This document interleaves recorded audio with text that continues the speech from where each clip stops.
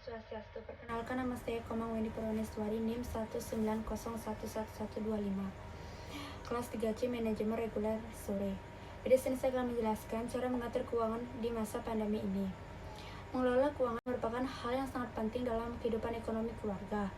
Terlebih dahulu dalam situasi pandemi COVID-19 yang menyebabkan adanya peningkatan biaya hidup. Tidak dapat dipungkiri bahwa wabah ini sangat mempengaruhi manajemen keuangan banyak orang. Bukan kebiasaan dan gaya hidup seseorang saja yang berubah, tetapi cara mengatur keuangan pribadi juga ikut berubah mengikuti tatanan hidup baru atau new normal. Mulai dari melakukan penghematan sampai dengan penyiapan lebih banyak dana darurat yang bisa dipakai setiap waktu. Mengelola keuangan di masa pandemi perlu lebih jeli dibandingkan saat kondisi normal. Masa pandemi dipenuhi dengan masa ketidakpastian. Banyak perusahaan yang mengalami penurunan pendapatan sehingga memutuskan untuk melakukan pemutusan hubungan kerja atau PHK kepada karyawannya. Berikut tips mengelola keuangan di masa pandemi, terutama untuk mengatur pola konsumsi dan pengeluaran. Yang pertama yaitu mengurangi pembelian yang tidak terlalu dibutuhkan. Artinya, pembelian ini bisa apa saja, mulai dari barang-barang yang dipakai sehari-hari sampai dengan bahan makanan yang bisa dikonsumsi setiap hari. Jika misalnya Anda menghabiskan sekitar 500.000 untuk kebutuhan seperti peralatan mandi, lebih baik dikurangi menjadi 300.000 dengan mengurangi biaya sabun mandi dan sampo.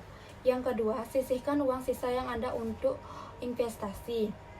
Jika gaji Anda menyisakan lumayan banyak, bahkan setelah dialokasikan ke berbagai pos pengeluaran Anda, sebaiknya dimanfaatkan untuk dijadikan investasi daripada berbelanja online. Anda bisa membuka tabungan berjangka sesuai dengan kebutuhan, bisa dimulai dari 1 sampai 10 tahun dengan sistem auto debit. Keuntungan membuka tabungan berjangka adalah bunga yang diberikan lebih tinggi daripada tabungan biasa. Setoran awalnya pun murah, yaitu mulai dari 100 ribuan. Yang ketiga yaitu mengatur pengeluaran tidak tetap dengan metode rata-rata. Dalam pengaturan arus kas atau pemasukan dan pengeluaran bulanan, maka pengeluaran dibedakan menjadi dua jenis, yaitu pengeluaran tetap dan variabel atau tidak tetap. Pengeluaran tetap tentu lebih mudah dicatat dan ditetapkan besarnya ketimbang yang tidak tetap. Untuk itu, Liveval lakukan perhitungan rata-rata terhadap pengeluaran tidak tetap Anda dalam 3 bulan atau lebih. Yang keempat, prioritaskan yang wajib dan perlu. Artinya, prioritaskan pengeluaran Anda untuk kebutuhan yang sifatnya wajib dipenuhi atau dibayar terlebih dahulu. Pertama, membeli barang-barang kebutuhan pokok seperti makanan dan minuman hingga menabung biaya pendidikan anak. Yang kelima, lunasi utang konsumtif berbunga besar dan jangan tambah lagi. Artinya, jika Anda memiliki cadangan kas yang cukup, maka lunasi untuk jangka panjang yang bersifat konsumtif dan berbunga besar, baik yang ada di kartu kredit, cicilan tanpa kartu kredit atau pinjaman online. Dengan catatan, total utang Anda tidak melebihi nilai aset dan cicilan dari seluruh utang Anda per bulannya masih di bawah 35% dari penghasilan. Yang keenam yaitu simpan dana darurat di tempat yang semestinya. Artinya, dana darurat tertentu harus ada dan tersedia di masa yang penuh ketidakpastian ini. Tujuannya untuk menolong biaya hidup di saat kita kehilangan pekerjaan.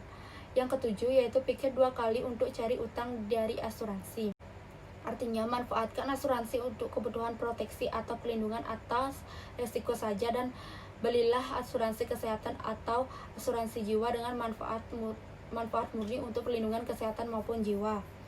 Usahakan sebisa mungkin untuk mengalokasikan dana maksimal 10% dari pemasukan bulanan dan tidak lebih untuk kebutuhan proteksi. 8. Cari sumber penghasilan tambahan.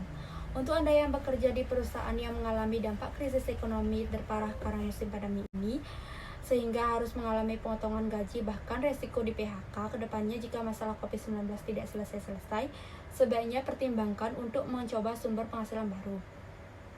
Peluang bisnis yang muncul karena pandemi ini ternyata cukup menguntungkan. Jasa delivery, bahan makanan cepat saji, atau berjualan frozen food secara online bisa menjadi contoh bisnis atau kerjaan sampingan yang bisa dijual di saat seperti ini. Baik, terima kasih atas penjelasan yang telah saya sampaikan mengenai cara mengatur keuangan di masa pandemi ini. Mohon maaf jika ada salah kata dalam pengucapan, mohon dimaafkan. Sekian dan terima kasih.